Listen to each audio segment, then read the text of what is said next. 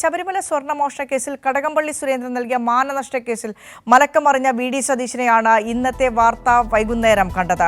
കടകംപള്ളിക്ക് എന്തെങ്കിലും പങ്കുണ്ട് എന്ന് താൻ പറഞ്ഞിട്ടില്ല എന്ന് അഭിഭാഷകൻ മുഖേനയാണ് വി.ഡി. സതീശൻ വ്യക്തമാക്കിയത്.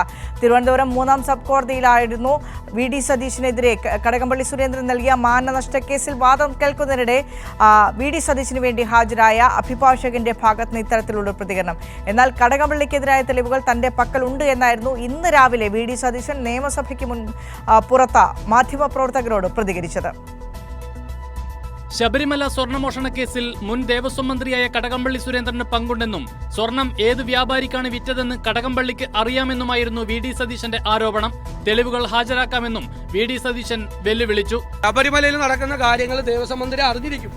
അപ്പൊ ദേവസ്വം മന്ത്രിയാണ് ഉണ്ണികൃഷ്ണൻ പോറ്റി അങ്ങോട്ട് അയച്ചിരിക്കുന്നത്. ഞങ്ങൾക്കറിയാം. ഞങ്ങളിപ്പോൾ എനിക്കെതിരെ കേസ് കൊടുത്തിട്ടുണ്ട്. കോടതി പറയുമ്പോൾ ഞാൻ ആ തെളിവുകൾ ഹാജരാക്കാം. കടകംപള്ളി സുരേന്ദ്രന് ഉണ്ണികൃഷ്ണൻ പോറ്റിയുമായിട്ട് ബന്ധമുള്ള എന്നുള്ള തെളിവുകളുണ്ട്. എന്നാൽ ആരോപണം ഉന്നയിച്ച് 106 ദിവസങ്ങൾ പിന്നിട്ടിട്ടും തെളിവുകൾ പുറത്തുവിടാനോ കോടതിയിൽ ഹാജരാക്കാനോ വി.ഡി. സതീശന് കഴിഞ്ഞില്ല. ഈ സാഹചര്യത്തിലാണ് മുൻ നിലപാടിൽ നിന്ന് വി.ഡി. സതീശൻ മലക്കം മറിഞ്ഞത്. കടകംപള്ളി സ്വർണം എടുത്തെന്നോ കേസിൽ പങ്കുണ്ടെന്നോ താൻ പറഞ്ഞിട്ടില്ല. ആ കാലത്തെ ദേവസ്വം മന്ത്രി എന്ന നിലയിൽ ഉത്തരവാദിത്തമുണ്ടെന്നാണ് പറഞ്ഞത് സ്വന്തം അഭിപ്രായമല്ല, പാർട്ടിയുടെയും മുന്നണിയുടെയും അഭിപ്രായമാണെന്നും സതീശന്റെ അഭിഭാഷകൻ കോടതിയിൽ വാദിച്ചു. തിരുവനന്തപുരം 3ാം സബ് കോടതിയാണ് കേസിൽ വാദം കേൾക്കുന്നത്. സംസ്ഥാന സർക്കാരിന് ദേവസ്വം ബോർഡുകളുടെ മേൽ അധികാരമില്ലെന്ന് കടകംപള്ളി സുരേന്ദ്രൻ കോടതിയിൽ വ്യക്തമാക്കി.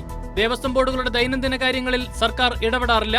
അങ്ങനെയിരിക്കെ ദേവസ്വം മന്ത്രി സ്വർണം മോഷ്ടിച്ചെന്ന് പറയാൻ പ്രതിപക്ഷ നേതാവിന് എങ്ങനെ കഴിയുമെന്നും കടകംപള്ളി ചോദിച്ചു. പിന്നാലെയാണ് വി.ഡി. സതീശൻ മറുപടി വാദങ്ങൾ ഉന്നയിച്ചത്. സതീശന്റെ വാദം പൂർത്തിയായിട്ടില്ല.